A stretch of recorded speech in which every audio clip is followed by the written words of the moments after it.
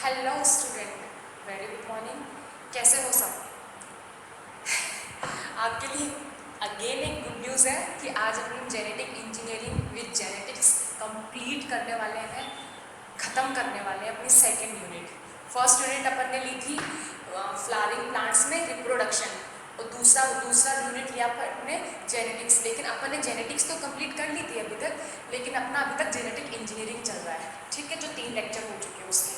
तो आज अपन genetic lecture के बेसिकली 3 ही बड़े बड़े टॉपिक्स हैं, जैसे क्लोनिंग, ह्यूमन जीनोम प्रोजेक्ट और बायो इन्फॉर्मेटिक्स, जीनोमिक्स वगैरह छोटे छोटे। उसके बाद अपन थोड़ा सा क्वेश्चन प्रैक्टिस करेंगे, थोड़ा टाइम बचेगा अपने पास तो क्वेश्चन प्रैक्टिस करेंगे, डिस्कस कर लेंगे। इट मीन्स कि मेरी तरफ से पूरा चैप्टर कंप्लीट हो जाएगा। फिर आपकी रिस्पॉन्सिबिलिटी है कि एक बार आप पूरा एनसीईआरटी पढ़ो, पूरी एनसीईआरटी पढ़ो। हाँ, जेनेटिक्स में जो ह्यूमन डिसऑर्डर्स है वो अभी आपके मॉड्यूल में मेंशन नहीं है, तो वो आगे डिसऑर्डर वाले अलग में आएंगे, तो ज़्यादा एलोबरेटिव तरीके से पढ़े जाएंगे, जिसमें टर्नर सिंड्रोम, क्लाइनफेल्टर सिंड्रोम वो सब दे रखे हैं। तो चाहो तो एक बार पढ़ लेना, वैसे नहीं है कि आगे मैं पढ़ाऊँगी उसको बहुत अच्छे से, ठीक है। तो आज अपना जो भी टॉपिक है वो स्टार्ट होता है क्लोनिंग, ठीक।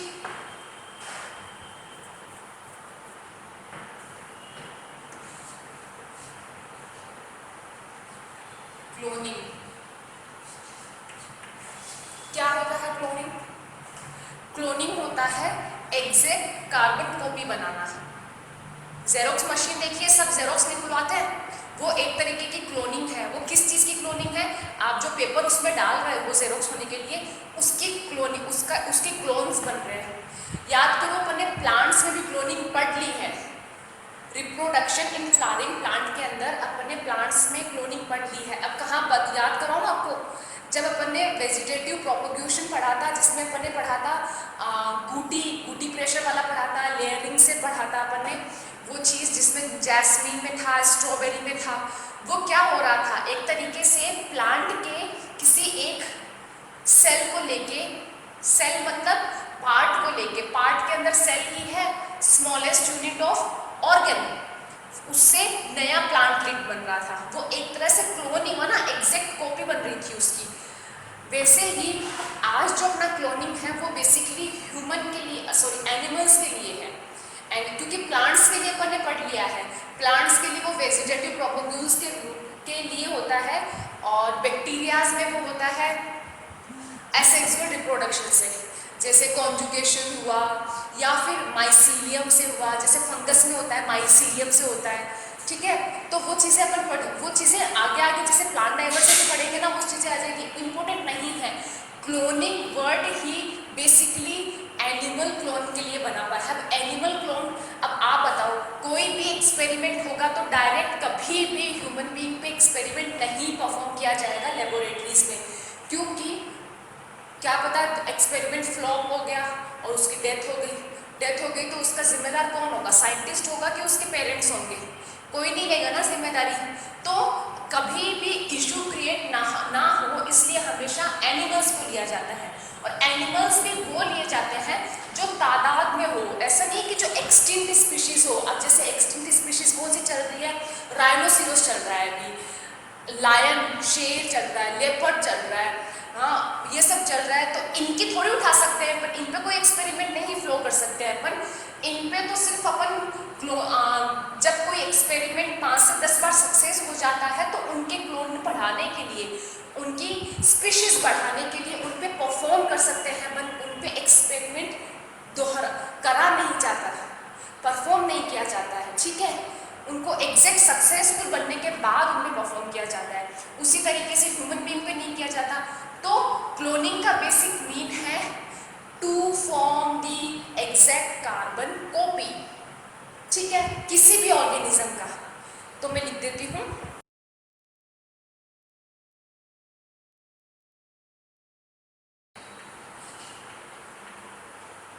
Organism.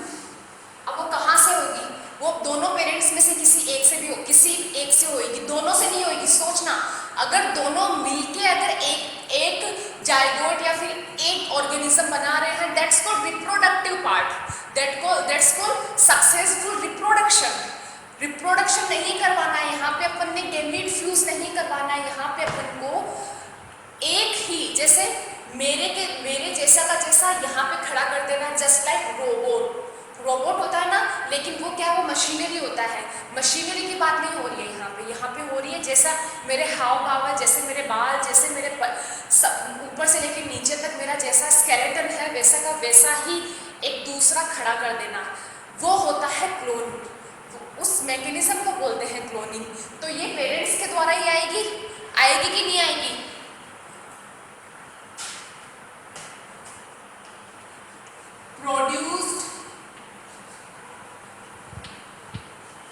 Produced by a single parent.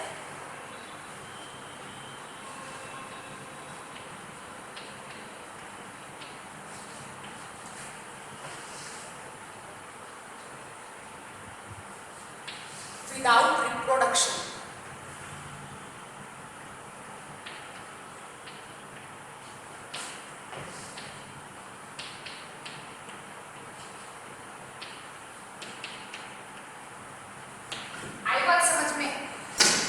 Exact carbon copy of an organism produced by a single parent without reproduction.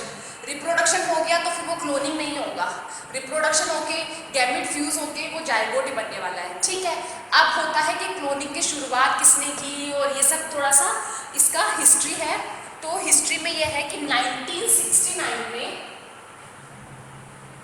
अब एक बात याद रखना बच्चा, मैं जहाँ ये क्लोनिंग का जो आपके मॉड्यूल में पूरे 2 से 2.5 पेजेस दिए हुए हैं, लेकिन जो मैं जिक्र करूँ बस उतना ही इम्पोर्टेंट है। इसमें से ध्यान रखना, जो मैं जिक्र कर रही हूँ या फिर मैं जो टिक लगवा रही हूँ या फिर मैं जो यहाँ पे जो लिख रही हूँ वो तो दैट्स इम्पोर्टेंट पार्ट। उसमें तो 2 राहें नहीं है कि इसमें से कुछ लिखना है या नहीं लिखना है, वो लिखना ही लिखना है।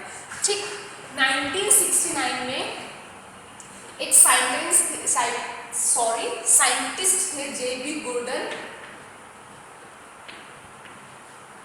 इन्होंने सबसे पहले क्लोनिंग परफॉर्म किया था फ्रॉग पे। फ्रॉग का क्या किया था इन्होंने, फ्रॉग के उन्होंने एग सेल ली थी। अब एग सेल कहाँ से, अनफर्टिलाइज्ड एग सेल को उन्होंने किया था इन्यूक्लिएटेड, मतलब ये है ओवम। अनफर्टिलाइज्ड एग सेल को बोल सकते हैं अपन ओवम। ये है इसका न्यूक्लियस। ठीक है, तो इसका इन्होंने निकाल दिया न्यूक्लियस। ठीक है, न्यूक्लियस निकाल दिया तो ये इन्यूक्लिएटेड ओवम हो गया। ये पहले तो है ओवम और निकालने के बाद ये हो गया इन्यूक्लिएटेड ओवम। फाइन, अब ये तो हुआ फ्रॉग से किया इन्होंने। ये फ्रॉग की जो अनफर्टिलाइज्ड एग सेल है दैट्स कॉल्ड ओवम, उसके ऊपर किया। ठीक है, और ये कैसे किया, यूवी रेज के डालने से। यूवी रेज पे ट्रीट किया। यूवी रेज बहुत ज़्यादा हार्मफुल होती है, किसी भी तरह का म्यूटेशन ला सकती है, ये मैंने पहले भी आपको डिस्कस किया है। तो यूवी रेज जैसे ही हाई इंटेंसिटी के साथ में एग सेल पे डाला, उसका जो न्यूक्लियस था वो डैमेज हो गया। ठीक है, अब होता है टेडपोल। अब आपको पता होना चाहिए फ्रॉग और टेडपोल में क्या डिफरेंस है। फ्रॉग और टेडपोल जो होता है वो फ्रॉग की ही लार्वी स्टेज होती है, वो मेल और फीमेल दोनों में कन्वर्ट हो सकती है। उस पर अपन बता नहीं सकते कि टेडपोल अभी लार्वी स्टेज में है तो ये अभी मेल में होगा या कि फिर फीमेल में होगा। ठीक है, तो यहाँ पर है ये जो टेडपोल सेल है,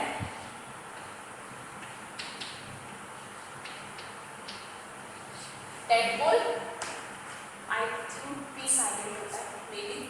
तो ये टेडपोल का जो है, टेडपोल का न्यूक्लियस जो है वो इसमें ट्रांसफर कर दिया। और जो ये टेडपोल का जो न्यूक्लियस है ये बताओ कौन सा है, ये एपिथेलियल सेल वाला है, इंटेस्टाइनल एपिथेलियल सेल। इंटेस्टाइनल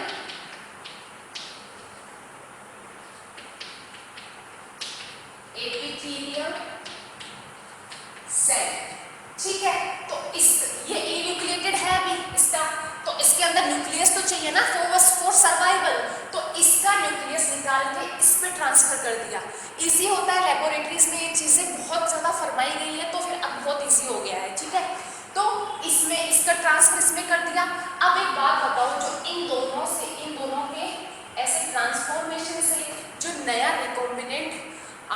जो क्लोन बनेगा, इससे जो बनेगा ना उसको ट्रांसफर कर देंगे अपन, उसको ट्रांसफर नहीं करेंगे, उससे जो फॉर्मेशन होगा उसमें किसके कैरेक्टरिस्टिक्स, किसका जीनोटाइप आएगा, इसका आएगा या फिर इसका आएगा? दिमाग लगा के बताओ कि इनहेरिटेंस वाले क्रोमोसोम्स वाले कैरेक्टरिस्टिक्स किस में होते हैं, सेल में होते हैं कि न्यूक्लियस में होते हैं?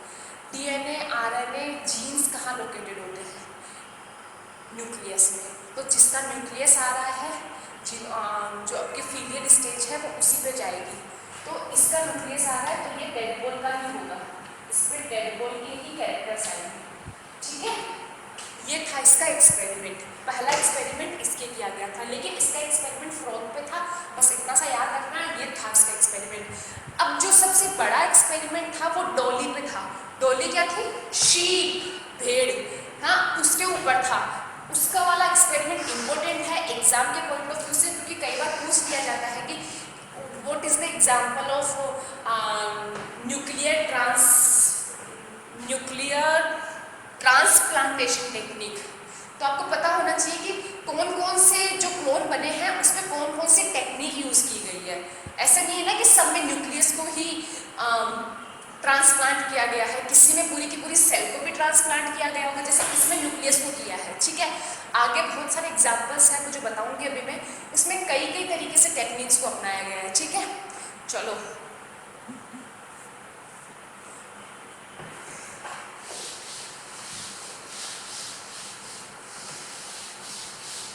अब मैं कुछ बेसिक से स्टार्ट करती हूँ। आपको पता है हमेशा मैम शुरू से बेसिक से स्टार्ट लेती है।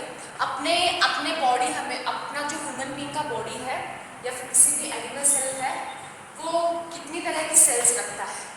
2 तरह की सेल्स कंटेनिंग होता है, एक तो रिप्रोडक्टिव सेल, दूसरा सोमेटिक सेल्स। सेल्स 2 तरीके की होती है अपने बॉडी के अंदर, पहली होती है रिप्रोडक्टिव,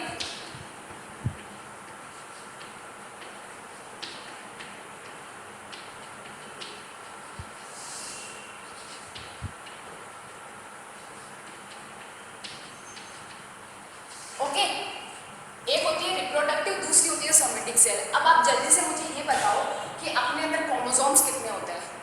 46, 23 पेयर मीन्स 46 क्रोमोसोम्स, ठीक है। अब आपको पता है कि रिप्रोडक्टिव सेल और सोमेटिक सेल्स में क्रोमोसोम्स में क्या डिफरेंस है? जो आपकी 46 होती है ना वो ये होती है, 46 chromosomes are always present in somatic cells, but there are 23 chromosomes present in reproductive cell. और reproductive cell फिर 2 तरीके की होती है। कौन सी होती है? मेल में होती है स्पर्म और फीमेल में होती है ओवम, ठीक है। इसकी भी होती है 23 और इसकी भी होती है 23। जब दोनों जो रिप्रोडक्शन होता है तो इन्हीं ये 23 दोनों मिलके 46 बना के जाइगोट बनाती है। तो एट द एंड अपन को जाइगोट में 46 क्रोमोसोम्स लाने हैं for the growth development of human being, ठीक है। ये होता है एक बेसिक फिनोमिना सेल्स डिवीजन के हिसाब से, ठीक है। अब बात ये आती है कि 46 का करना है, तो जो क्लोनिंग मेथड होती है ना, क्लोनिंग में होता क्या है? क्लोनिंग में ये होता है कि अपन रिप्रोडक्टिव सेल्स के साथ में छेड़छाड़ नहीं करते हैं, हमेशा अपन सोमेटिक सेल्स के साथ छेड़छाड़ करते हैं। अब मैं बताती हूँ कैसे करते हैं।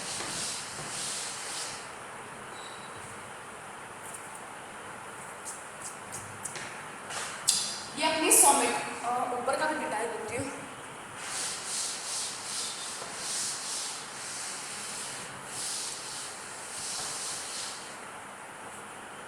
सी, ये है अपनी सोमेटिक सेल, 46 क्रोमोसोम्स है। अभी मैंने बताया आपको,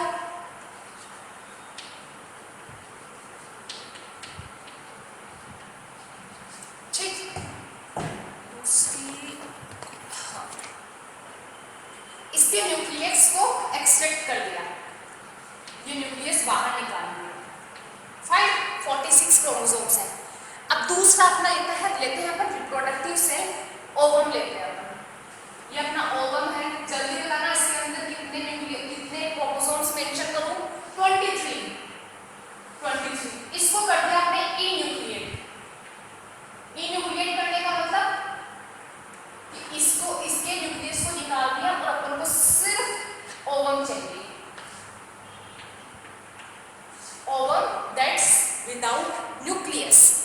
यहाँ का न्यूक्लियस है, यहाँ को ओवम है, इसको इस न्यूक्लियस को इसमें शिफ्ट कर दो, ट्रांसफर कर दो,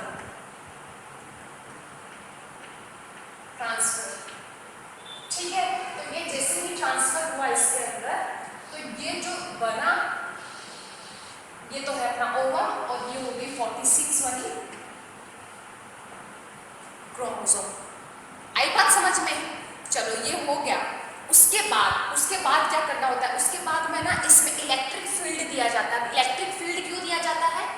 अगर जैसे कि अपन इसको हाई इंटेंसिटी इलेक्ट्रिक फील्ड से ट्रीट करेंगे तो इसके अंदर झट से डिविजन्स हो जाएंगे। अब डिविजन्स, एक बात बताना, डिविजन्स अगर सोमेटिक सेल्स है तो डिवीजन मियोटिक होंगे कि माइटोटिक होंगे?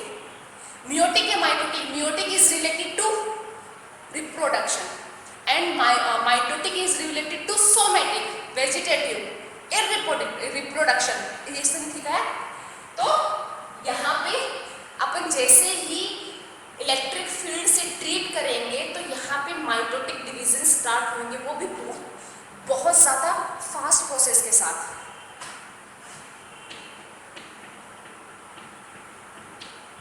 इलेक्ट्रिक फील्ड, जैसे ही इलेक्ट्रिक फील्ड से अपन ने ट्रीट किया तो इसमें डिवीजन स्टार्ट हो जाएगा। ये बन गए अपने ब्लास्टोसिस्ट। दैट्स, ये कम से कम 250 से 300 सेल्स का एक पूरा ग्रुप है जिसमें ओबियसली क्रोमोसोम्स 46 ही है। इसको बोलते हैं अपन ब्लास्टोसिस्ट।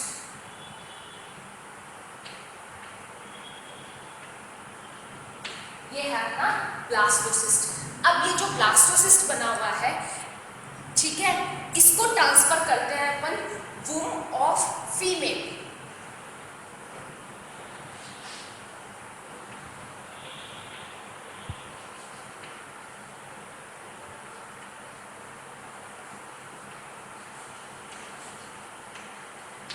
अब ये फीमेल सरोगेट फीमेल भी हो सकती है, लेकिन हाँ, ये फीमेल वो नहीं है जिसका ये ओवम निकाला है, ये नहीं है ये। ठीक है, अब आपको समझ में आई कि बेसिकली क्लोनिंग करवाने का मेथड क्या होता है। ये एक बेसिक मेथड होता है जिसके थ्रू क्लोन करवाया जाता है। इसमें मैंने आपको सोमेटिक सेल्स और रिप्रोडक्टिव सेल्स और इलेक्ट्रिक फील्ड सबकी चर्चा कर दी है आपको। तो ये एक बेसिक आइडिया होता है जिसके थ्रू क्लोनिंग की जाती है। ठीक है, अब अपनी बात आती है कि जो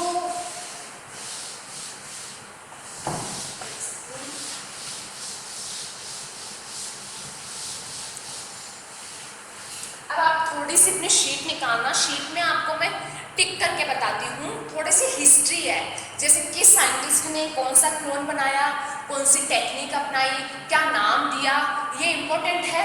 यहाँ लिखाने से कोई मतलब नहीं है, बस ये है कि आपको शीट में मैं टिक करवा देती हूँ ताकि आप अपने आप को खुद से रिमाइंड कर सको।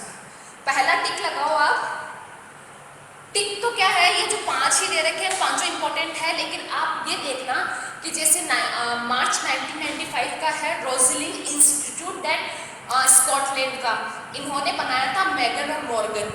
ये कैसे बनाया था? उन्होंने शीट में जो एम्ब्रियो के ओवम है उसके न्यूक्लियस ट्रांसप्लांट से, जो अभी मैंने बताया ना, एम्ब्रियो का ओवम में ही न्यूक्लियस को ट्रांसफर करके, वही बताई ना मैंने पहले, इन्यूक्लिएट करना। इसीलिए मैंने पहले वो मेथड समझाया आपको कि आप उससे समझ पाओ, ये है। लेकिन शीट का नाम जो डॉली है, जो नेक्स्ट अगले वाले इंडेक्स में दे रखा है, नेक्स्ट पॉइंट में दे रखा है, वो उससे ज़्यादा इंपॉर्टेंट है। लेकिन मैगन और मॉर्गन भी आपको पता होना चाहिए क्योंकि वो उसी साइंटिस्ट ने स्कॉटलैंड रोजलिन इंस्टीट्यूट से बनाया गया था, लेकिन सक्सेसफुल प्रोसेस जो था वो डॉली का था। ठीक है, और डॉली का टेक्निक बहुत इंपॉर्टेंट है। डॉली का टेक्निक ये था कि उसकी जो मेमोरी ग्लैंड्स है, उस मेमोरी ग्लैंड्स को as a somatic cells use करके उसका न्यूक्लियस ट्रांसफर किया था। ठीक है, तो ये ज़्यादा इंपॉर्टेंट है, याद रखना। फिर तीसरा आता है अपना 1997 का है, जो डॉन वॉल्फ एंड ऑर्गन के थ्रू किया गया था। नेती एंड देती कोई खास इंपॉर्टेंट नहीं है। उसके बाद मोली पोली इंपॉर्टेंट है। पहले आप डॉली इंपॉर्टेंट लगाओ, उसके बाद मोली पोली इंपॉर्टेंट लगाओ। ठीक है,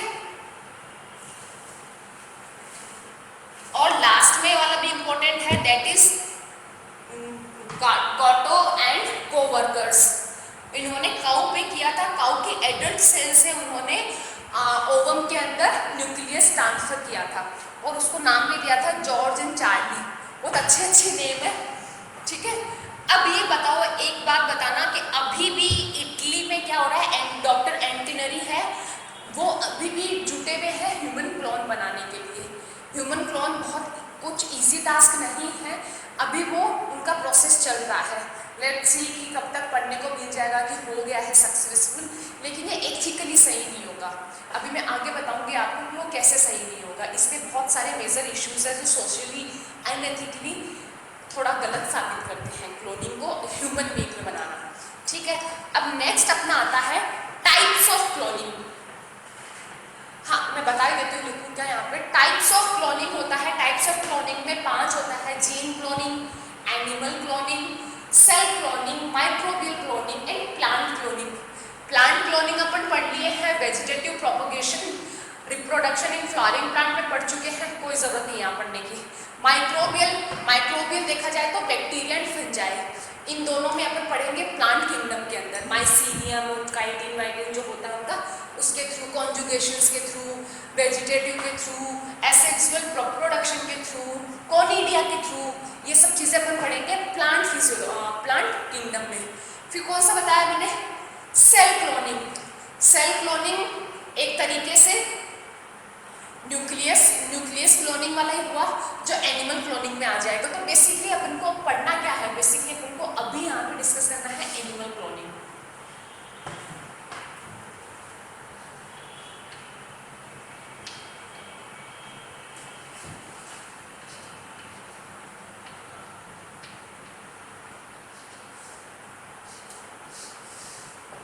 एनिमल क्लोनिंग, अब ये एनिमल क्लोनिंग जो होती है आपको पता होना चाहिए, आपको पूजा में पढ़ाई थी एम्ब्रियोलॉजी इन ह्यूमंस। उसमें आप पढ़ोगे जो एम्ब्रियोनिक सेल होती है उसके अंदर बहुत सारे स्टेजेस होते हैं। क्लीवेज होता है, फिर उसके बाद में गैस्ट्रुला, ब्लास्टोमेयर, ये सब स्टेजेस आते हैं। उसके बाद मोरूला, ठीक है। तो 8 सेल स्टेजेस, फिर 16 सेल स्टेजेस ऐसे होती है। लेकिन जो गैस्ट्रुला स्टेज जो होती है ना बेटा, मैं लिखती हूँ यहाँ पे,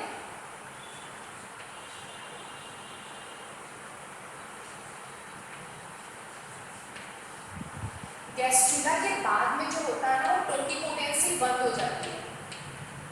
अब मेरे को कोई बताएगा टोटिपोटेंसी क्या है? सीरियसली मैंने कोई बता देगा ना तो खुश हो जाऊंगी उस बच्चे से।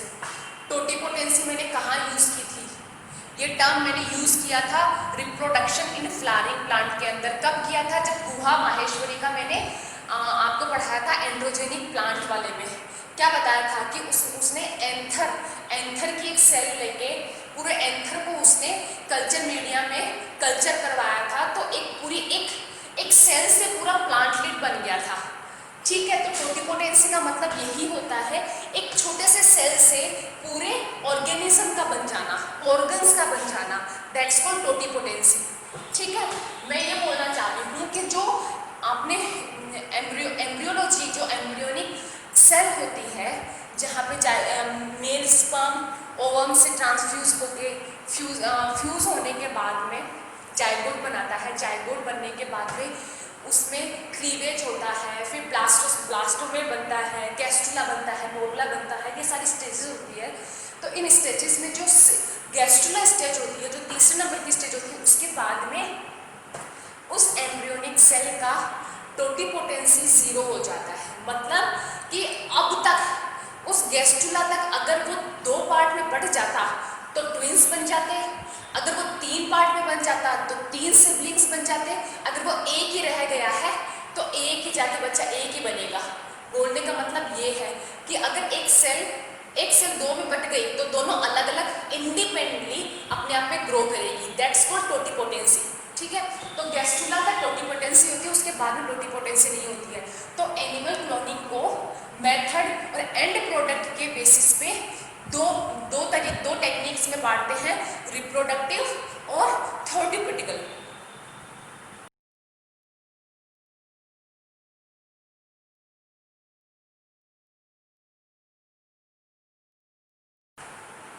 रिप्रोडक्टिव एंड थेरेप्यूटिक, ये क्या है दोनों?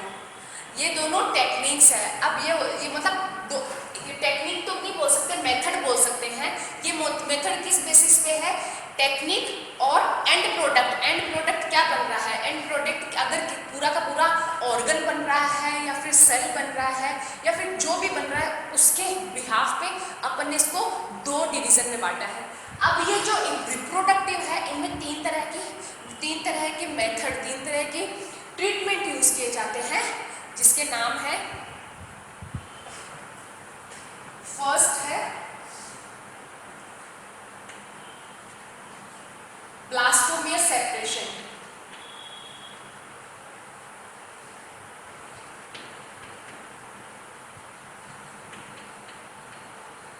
होता क्या है? ब्लास्टोमियर क्या है?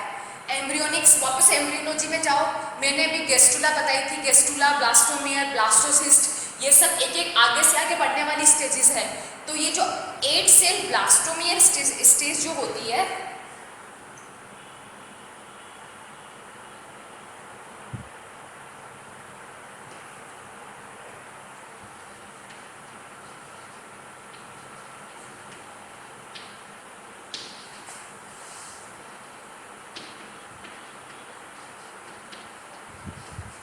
एक सेल एम्ब्रियो से सेपरेट करते हैं अपन, इन्यूक्लिएट करते हैं,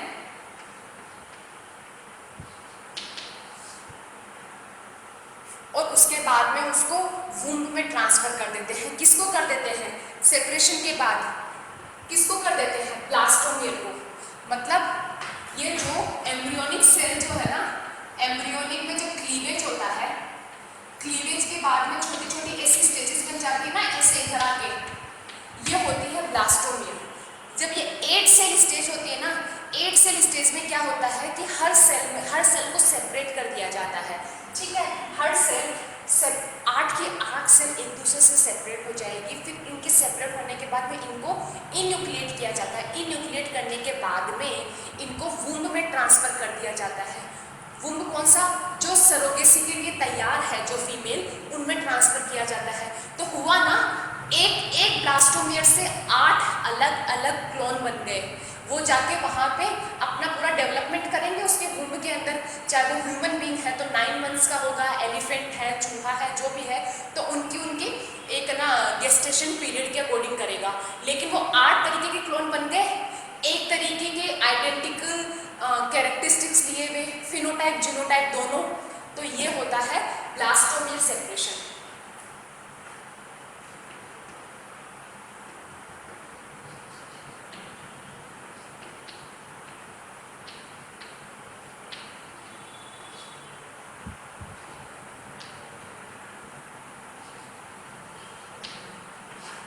ऐसा का ऐसा उतार लो, थोड़ा इजी पड़ जाएगा रिवीजन में। दूसरा अपना आता है न्यूक्लियर ट्रांसप्लांटेशन।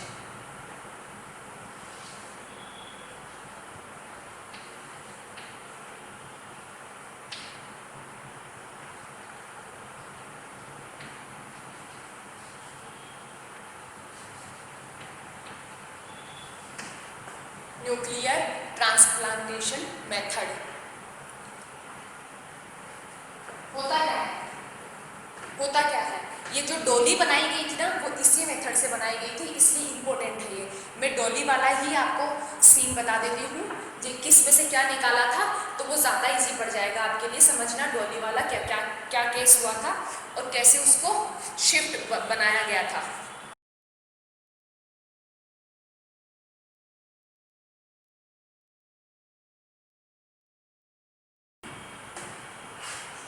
मदरशिप है, मदरशिप, उसमें से मेमरी ग्लैंड 2n होती है। 2n मीन्स 46 क्रोमोसोम्स होते हैं। उसके न्यूक्लियस को बाहर निकाल लिया। ठीक है, दूसरी शिप जिसका ओवम है, उस ओवम को इन्यूक्लिएट कर दिया, उसका ओवम बाहर निकाल दिया। ठीक है, अब इस ओवम को इसके साथ फ्यूज करवाया with the help of electric stimulation. ठीक है, करवाया, जैसे ही ये ओवम के अंदर ये न्यूक्लियस ट्रांसफर हो गया। अब एक बात बताना कि ये वाली जो डॉली बनी है, इसको बोल दिया अपन ने डॉली। अब इस डॉली को अपन ने, ये जो बना ना, इसको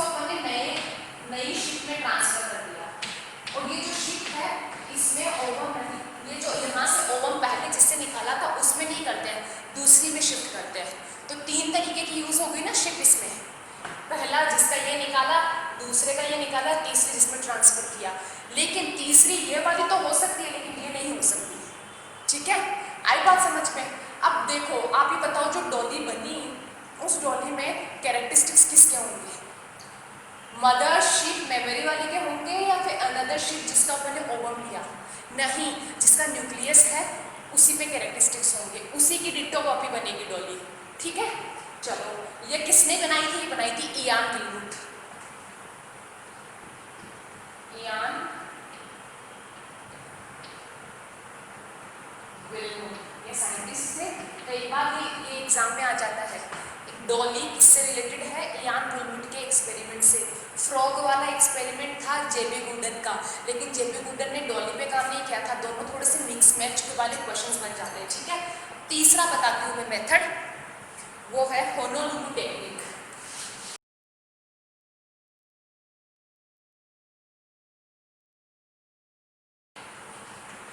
होनोलुलु टेक्निक, इसमें क्या हुआ था? इसमें ये हुआ था कि किसी तरीके का न्यूक्लियर ट्रांसफॉर्मेशन नहीं था कि ट्रांसफर कर दिया न्यूक्लियर को, नहीं। इसमें यह होता है कि जो न्यूक्लियस है वो डोनर सेल से लिया जाता है। ठीक है, डोनर सेल है, उसके न्यूक्लियस को लिया और इस न्यूक्लियस को G0 या फिर G1 स्टेज में ही, अब ये G0 और G1 स्टेजेस आपको मैं सेल डिवीजन में पढ़ाऊंगी कि इसमें क्या होता है। बस इतना समझ लो कि ये जो G0 G1 जो स्टेजेस है ये डीएनए रेप्लिकेशन से रिलेटेड है। अब डीएनए रेप्लिकेशन होना ही एक तरीके से जाइगोट फॉर्मेशन हो गया, डीएनए रेप्लिकेट होगा, अपनी जैसी दूसरी कॉपी बनाएगा, फिर आगे से आगे सिंथेसिस होगा, वही चीज़ हुई ना। तो डीएनए रेप्लिकेशन यहाँ से स्टार्ट हो जाता है G0 G1 स्टेज पे। बेसिकली मियोसिस का कारण भी यहीं से स्टार्ट होता है। ठीक है, फिर इसको अपन ने ट्रांसफर किया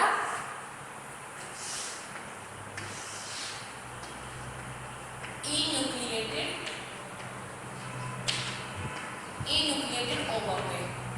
हमेशा याद रखना कि ट्रांसफर हमेशा इन्यूक्लिएटेड ओवम में होगा, चाहे किसी का भी अपन न्यूक्लियस उठाए। ठीक है, तो ये तीन टेक्निक थी। पहली थी अपनी ब्लास्टोमियर सेपरेशन, दूसरी थी न्यूक्लियर ट्रांसप्लांटेशन जो डॉली में फरमाया गया था, और तीसरा था होनोलुलु टेक्निक। ये तीनों है रिप्रोडक्टिव के टेक्निक्स। अब आते हैं अपन थेराप्यूटिक पे।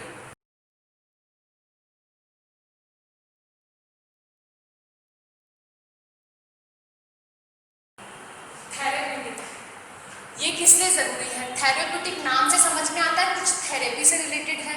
थेरेपी होता है मेडिकल साइंस से रिलेटेड।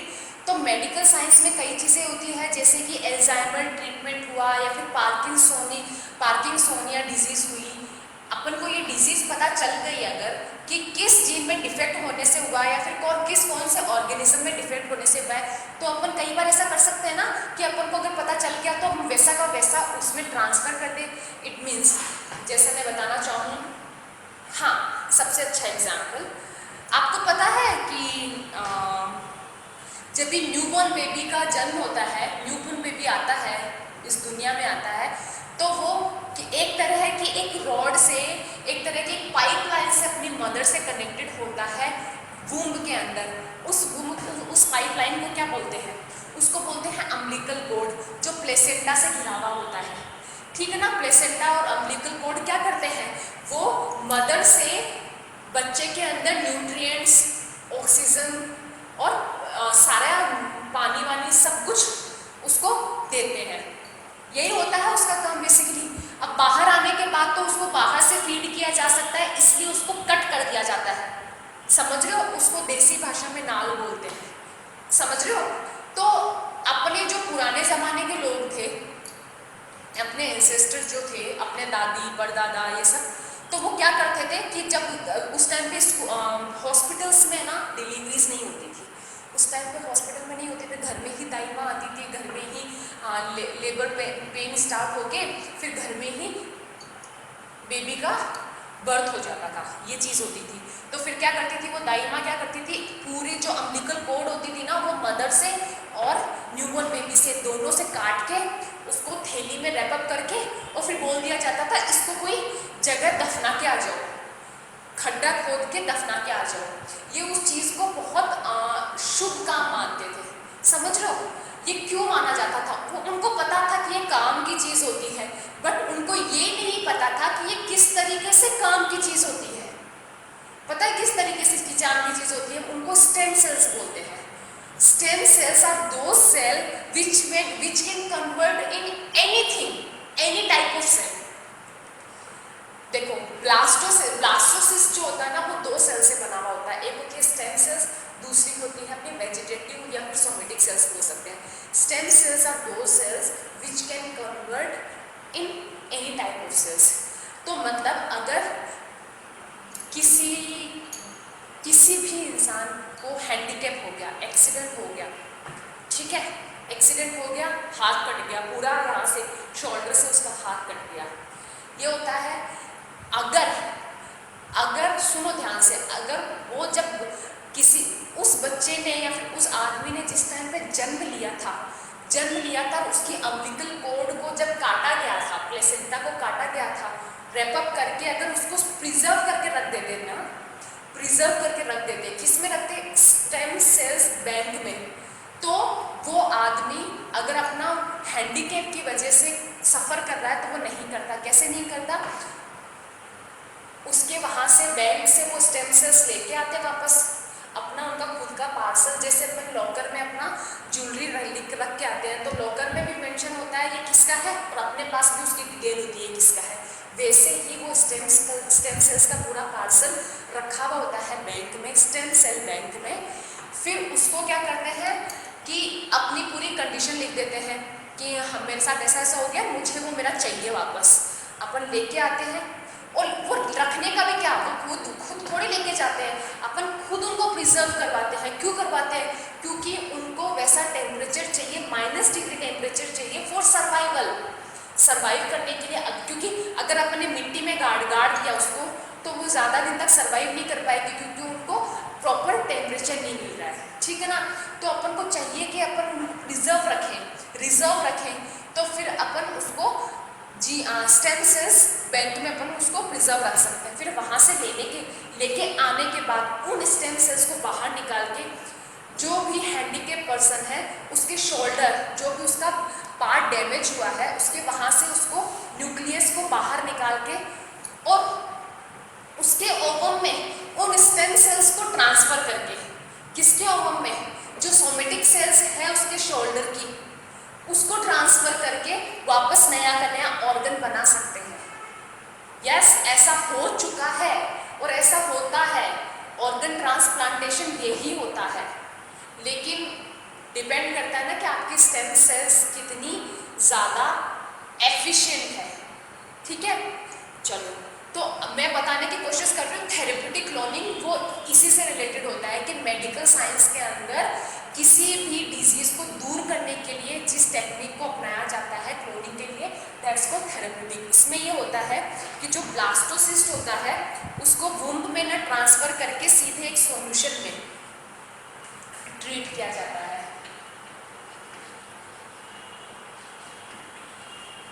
ब्लास्टोसिस्ट को वुंड में ना ट्रांसफर करके इसको ट्रीट किया जाता है सॉल्यूशन में।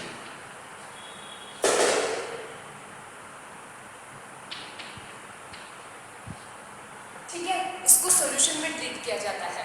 उसके बाद में इसके बाद में इसमें ऑर्गन ग्रोथ हो जाती है अपने आप। ये देखो इजी लग रहा है बोलने में, ऑर्गन ग्रोथ हो जाती है, लेकिन ये इस ब्लैक बोर्ड तक ठीक है। बहुत टफ प्रोसेस होती है।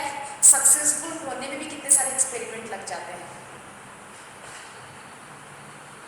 क्योंकि ऐसे अगर पॉसिबल हो ही जाता इजीली, तो अब तक ये जो डिजीज से लोग मर रहे हैं, सबसे ज़्यादा ये डायबिटीज़ सबसे परेशान करती है, शुगर जिसको बोलते हैं। फिर दूसरा हुआ अपना पार्किंसोनिया डिजीज़, अल्जाइमर डिजीज़, ये सब चीज़ें ख़त्म हो चुकी होती है अब तक।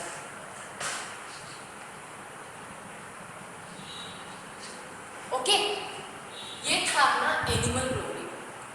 आई बात समझ में?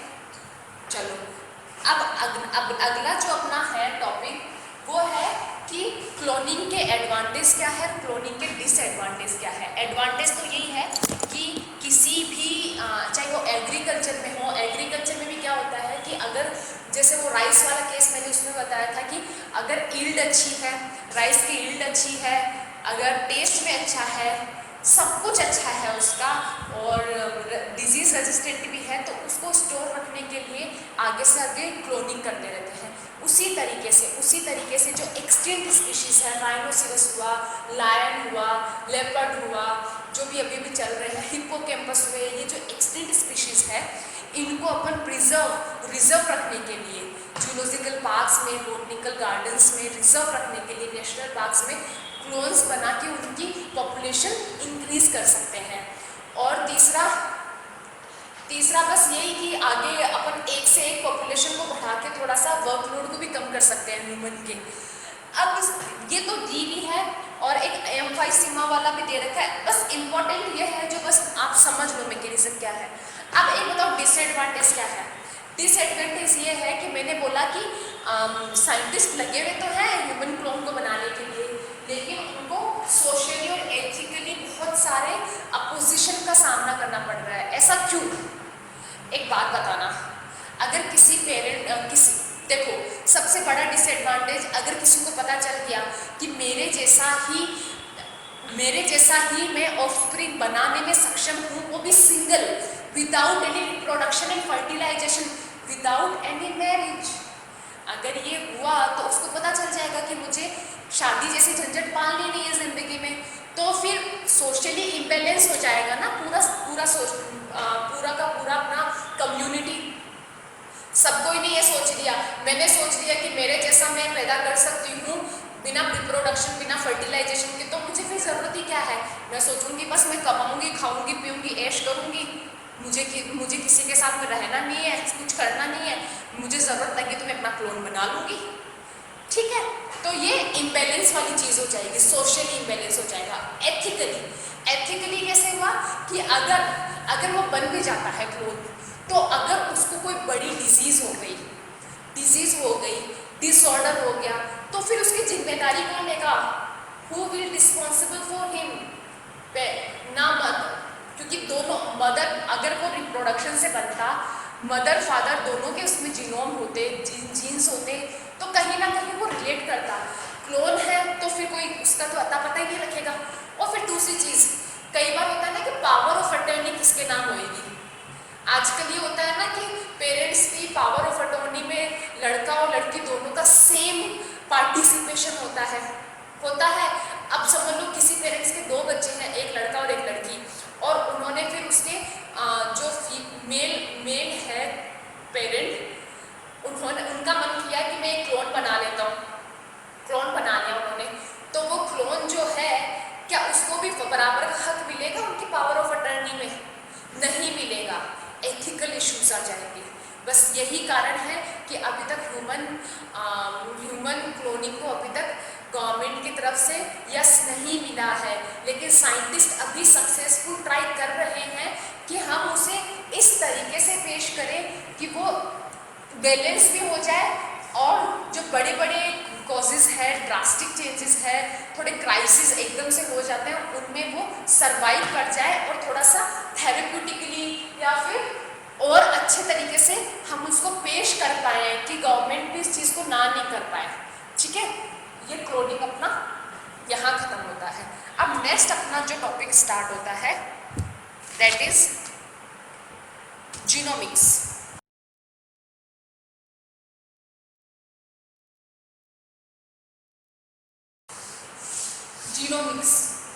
जीनोमिक्स क्या होता है? Study of genes and gene based on DNA sequence. मतलब जीनोमिक्स में एक ऐसी ब्रांच है जिसके अंदर अपन जीन और डीएनए सीक्वेंस में जो बेस पेयर है जीन्स के, उनकी स्टडी करते हैं। ठीक है, क्यों? अब जीनोम क्या होता है? मैंने अभी बोला ना कि जीनोम होता है total gene complement of a haploid set of chromosome.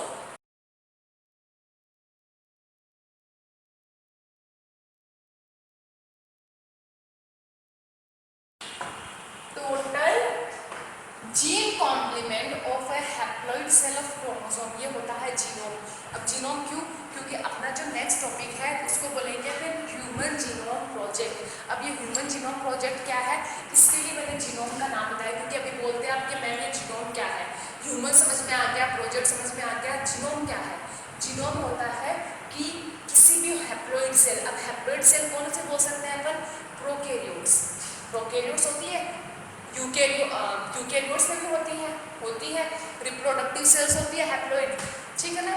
तो उसके अंदर जितने भी सारे जीन्स हैं उनको टोटल मिला के जीनोम बोलते हैं, ठीक है। अब ये पढ़ने के अपन human genome project.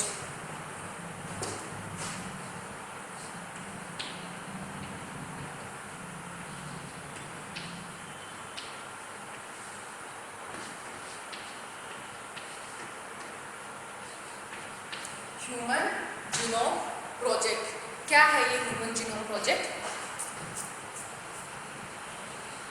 Human genome project एक मेगा प्रोजेक्ट है। मेगा प्रोजेक्ट इसलिए बोलते हैं, देखो किसी भी जैसे अपन को पता चल गया कि आगे अपन डॉक्टर बनेंगे, ठीक है। अपने पास कोई पेशेंट आया तो पेशेंट को अपन कोई बिना जांच के, बिना स्टेथोस्कोप से मेजर किए या थर्मोमीटर से मेजर किए या फिर बीपी देखे बिना ऐसे बता देंगे?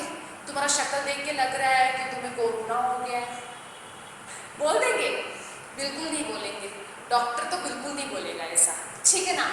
तो किसी भी डिसऑर्डर के लिए, किसी भी डिसऑर्डर या जेनेटिक डिसऑर्डर में पता चल गया अपन को कि इस वजह से ये हो रहा है, तो ये पता करने के लिए भी अपन को पहले डीएनए सीक्वेंस देखना पड़ेगा, जीन लोकेशन देखनी पड़ेगी, उस जीन की फंक्शनिंग देखनी पड़ेगी कि नहीं पड़ेगी, ठीक है।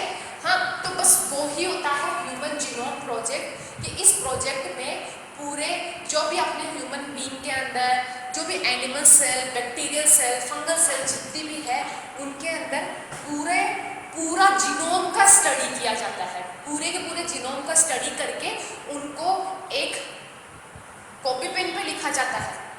जैसे आज इसकी स्टडी की, आज इस प्लांट में पूरे जीनोम की स्टडी की, कौन सा टॉलनेस के लिए है, कौन सा ड्वार्फनेस के लिए है, ये सब क्या बने, तो फिर पेन कॉपी पे लिखते हैं? नहीं, उस पूरे डेटा को अपन टेक्निकली एक कंप्यूटर में स्टोर करते हैं, जिसको बोलते हैं bio informatics. Bio informatics, okay. Bio informatics ये है कि जो भी जेनेटिकली पूरी नॉलेज है, जेनेटिकली जितना भी इंफॉर्मेशन है, उनको टेक्नोलॉजी यूज करके, कंप्यूटर टेक्नोलॉजी यूज करके एक जगह पूरा डेटा स्टोर रखना, दैट्स कॉल्ड बायो इन्फॉर्मेटिक्स, ठीक है। इन्वेस्ट करते हैं। अब जो ये ह्यूमन जीनोम प्रोजेक्ट था ना, ये बच्चा आया तो था 1990 में, मतलब साइंटिस्ट ने बोला था हम एक ऐसा प्रोजेक्ट प्रस्तावित कर रहे हैं जो हमारा 13 साल चलेगा। 13 साल के अंदर हम पूरे जो भी स्टडी सोच के बैठे हैं, जिसका हमें पूरा जीनोम लिखना है, पूरा जीनोम बाहर निकाल के पूरा स्टडी करना है, उसको हम 13 साल में कर लेंगे। लेकिन 13 साल बोले तो ये 2003 में ख़त्म हो जाना चाहिए था, लेकिन ये ख़त्म हुआ 2006 में, ठीक है। तो मतलब इसका मतलब था 13 साल का इन्होंने टाइम पीरियड मांगा था गवर्नमेंट से ह्यूमन जीनोम प्रोजेक्ट को कंप्लीट करने के लिए। बायो इन्फॉर्मेटिक्स समझ में आ गया, 1990 में आया था, 13 साल इसको लगने थे, 2003 में कंप्लीट होना था, लेकिन बाय डिफॉल्ट ये 2006 में कंप्लीट हुआ, ठीक है। अब जैसे हैप्लॉइड सेल होती है,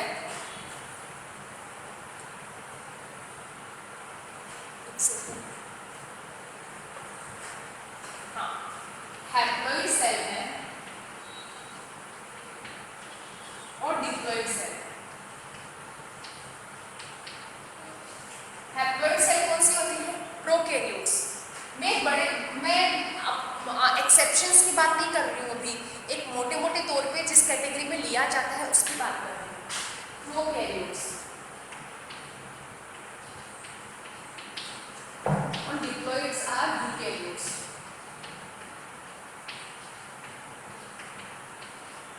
ठीक है, तो होता यह है कि प्रोकैरियोट्स में, हैप्लॉइड सेल्स में हमेशा एक ही जीनोम होता है, क्योंकि टोटल की बात कर रहे हैं ना। देखो, total gene complement of a haploid cell of chromosome, ठीक है, तो सिर्फ एक जीनोम होता है, क्योंकि सबको मिला के एक बोल देते हैं उसको, एक जीनोम। लेकिन यूकेरियोट्स डिप्लॉइड होता है, डिप्लॉइड में आधे तो होते हैं पेरेंटल और आधे होते हैं मैटरनल।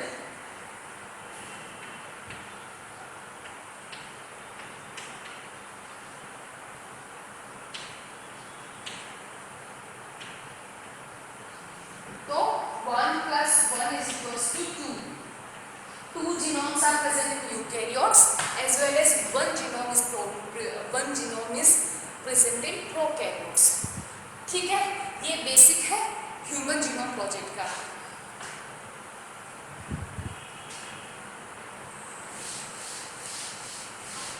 ह्यूमन जीनोम प्रोजेक्ट क्यों स्टडी किया जाता है, पता चल गया ना कि किसी भी डिजीज को डायग्नोस करने से पहले अपन को ये पता होना चाहिए कि DNA, gene sequence, gene profiling होती क्या है और उसका परफॉर्मेंस वर्किंग क्या होती है, ताकि अगर अपन उस डायग्नोस करके उसको ट्रीट करने की कोशिश करें तो अपन को पता हो पूरी प्रोफाइलिंग कि किसको रिप्लेस करना है किस जीन से। ठीक है, इसलिए ह्यूमन जीनोम प्रोजेक्ट को स्टडी किया जाता है। अब अपन ने कंसेप्ट पढ़ लिया क्या है, अब अपन अप्रोच पढ़ते हैं। अप्रोच क्या होती है?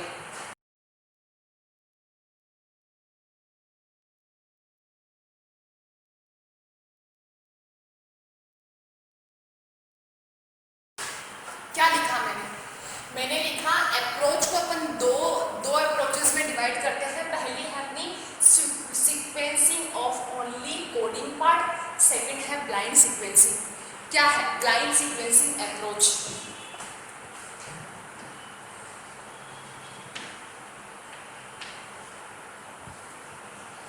ठीक है, इसमें जो डीएनए का कोडिंग पार्ट होता है बस उसी के ही सीक्वेंस को अप्रोच किया जाता है। नॉन कोडिंग पार्ट मतलब हेटेरोक्रोमेटिन पार्ट को एक बार नेग्लेक्ट किया जाता है, अवॉइड किया जाता है। ठीक है, तो पार्ट ऑफ डीएनए और जो अप्रोच का जो रिजल्ट निकल के आता है वो होता है ईएसटी, जीएसटी नहीं, ईएसटी मतलब expressed sequence tags. Expressed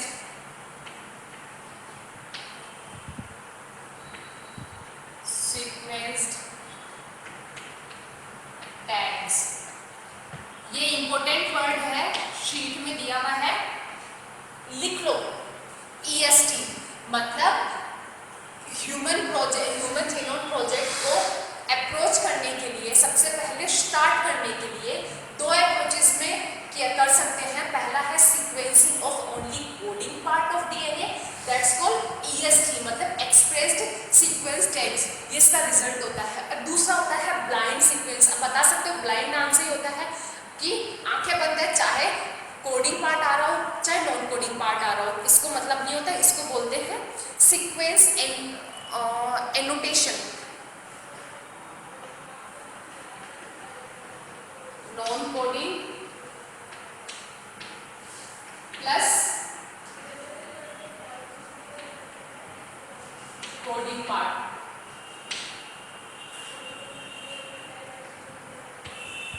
sequence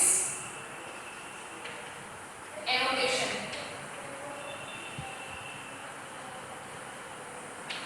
आई बात समझ में?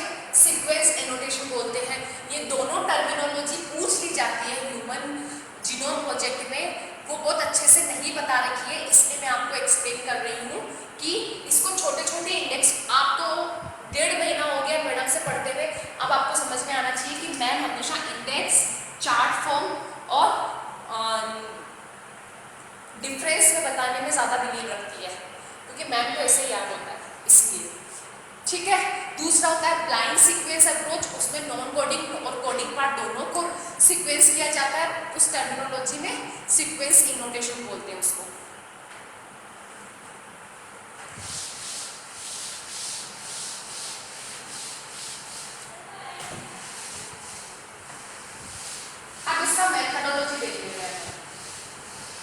ठीक है, अब इसकी मेथडोलॉजी देख लेते हैं।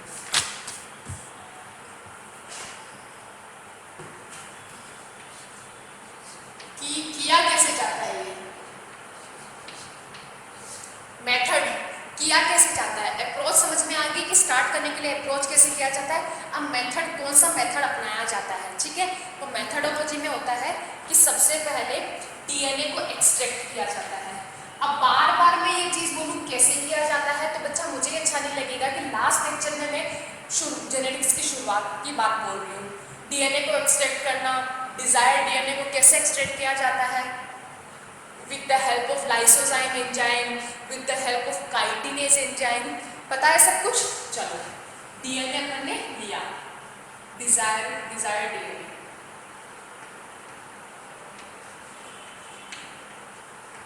कर लिया। फिर दूसरी स्टेप क्या होगी, cutting of DNA, chopping of DNA with the help of restriction enzymes।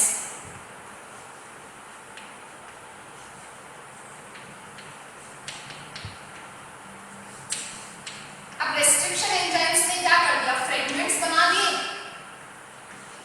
Yes, fragments बन गए, ठीक है, बन गए, ये लो फ्रेगमेंट बन गए, फ्रेगमेंट्स। अब इन फ्रेगमेंट्स को अपन ट्रांसफर करते हैं इसमें vector DNA for replication of fragment. सही बात है, ये हो गया अपना वेक्टर। अब ये वेक्टर जो ह्यूमन जीनोम प्रोजेक्ट में यूज होते हैं वो दो तरीके के होते हैं। वो ये नहीं होते हैं प्लाज्मिड और बैक्टीरियोफेज नहीं होते हैं, वो होते हैं बीएसी और वाईएसी, ये होते हैं। इसको समझ लो आप आई10, इसको समझ लो इनोवा। अब एक बात बताओ, एक हट्टा खट्टा कितना भी बड़ा आदमी हो या कितना भी छोटा आदमी हो, उसके लिए वाइड एरिया इनोवा का होगा या फिर आई10 का होगा। ऑब्वियसली अगर फ्रेगमेंट की साइज कितनी भी बड़ी हो, ये सबसे लार्जेस्ट वाला होता है, अपन ने पढ़ा था इसका बेस पेयर, ठीक है। तो वाईएसी ज़्यादा प्रेफरेबल होता है रादर देन बीएसी के, ठीक है।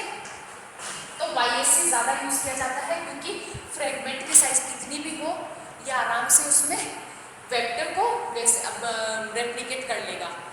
तो वेक्टर खुद को करेगा रेप्लिकेट, तो साथ में ये डिजायर्ड डीएनए को भी कर लेगा, ठीक है। फिर इसको अपन होस्ट सेल में ट्रांसफर करते हैं।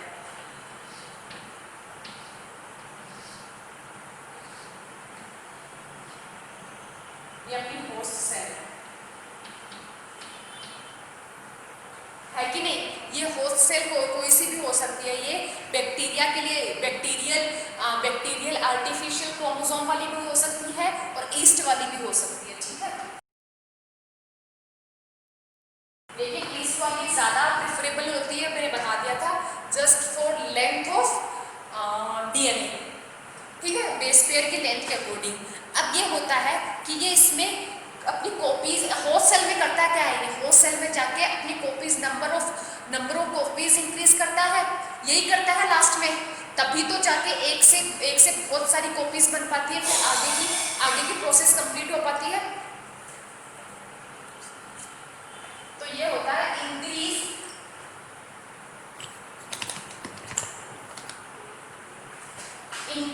इन कॉपी नंबर।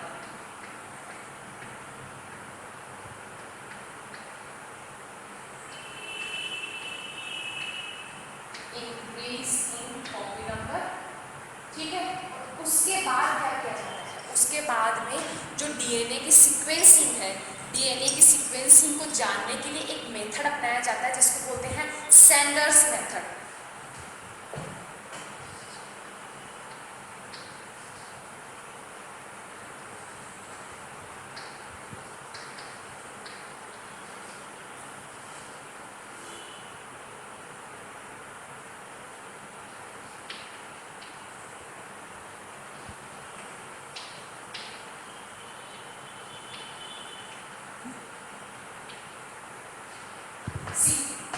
वापस समझ लो, सबसे पहले डिजायर्ड डीएनए को आइसोलेट करेंगे, उसके बाद में उसको रेस्ट्रिक्शन एंजाइम से चॉप करेंगे, फिर फ्रेगमेंट्स अपने हाथ में आ जाएंगे, फिर फ्रेगमेंट्स को अपन वेक्टर में ट्रांसफर करेंगे फॉर रेप्लिकेशन। उसके बाद में हम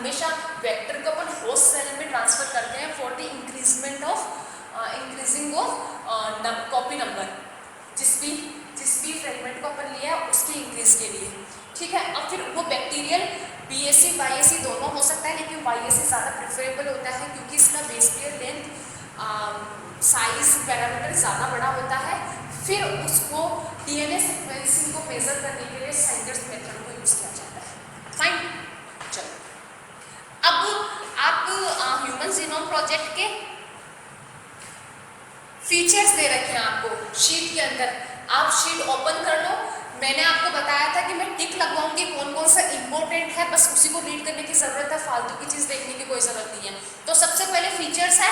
फीचर्स बस यही कि इतना मतलब जो ह्यूमन जीनोम है 3×10⁶ बेस पेयर होता है, ठीक है।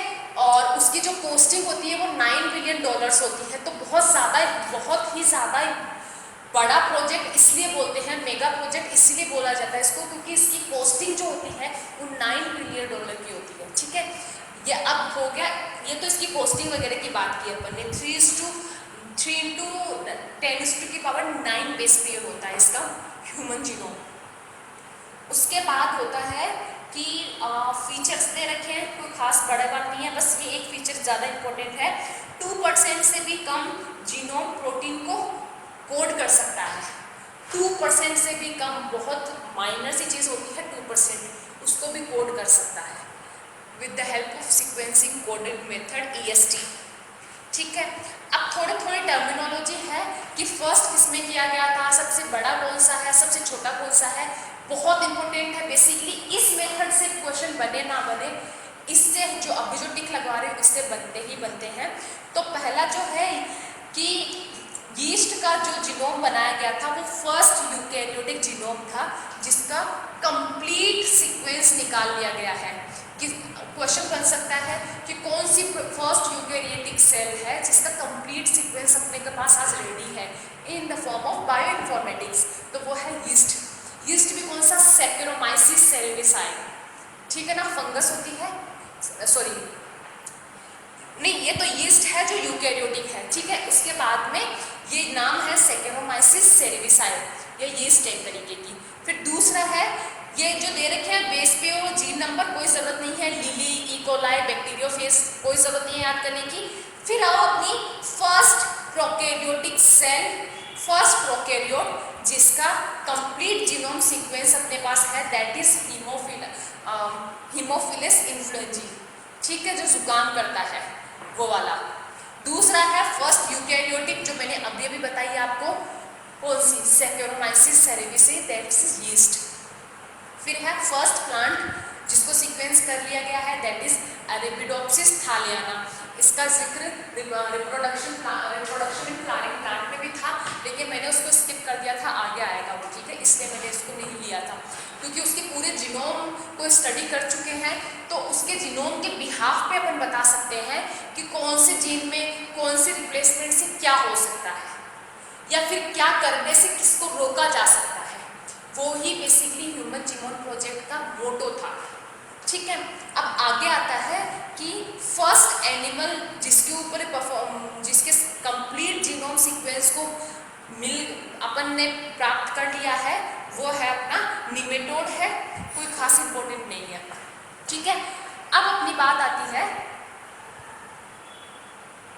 हाँ, अब अपनी बात आती है कि अपने ह्यूमन बीइंग में सबसे बड़ी मिलने वाली, सबसे बड़ी लंबी जीन और सबसे छोटी जीन कौन सी है, जिसको अपने जिसके जीनोम अपन को सीक्वेंस मिल गया है। तो सबसे बड़ी है डकनियन मस्कुलर डिस्ट्रोफी, सबसे छोटी है TDF जीन जो मिलती है अपने हॉलेंड्रिक जीन के ऊपर। TDF कौन सी थी, टेस्टिस डिटरमाइनिंग फैक्टर, जो हॉलेंड्रिक जीन पे मिल रही थी, ठीक है ना। ये है, ये अपना जो 14 बेस पेयर की थी, जो सबसे छोटी है ह्यूमन के अंदर, दैट इज TDF, जो कि हॉलेंड्रिक जीन पे मिल रही थी, जो 14 बेस पेयर रखती है। और जो सबसे बड़ी है डकनियन मस्कुलर डिस्ट्रोफी, वो रखती है 2400, आई थिंक सो, हाँ 2400 बेस पेयर रखती है, ये सबसे बड़ी है।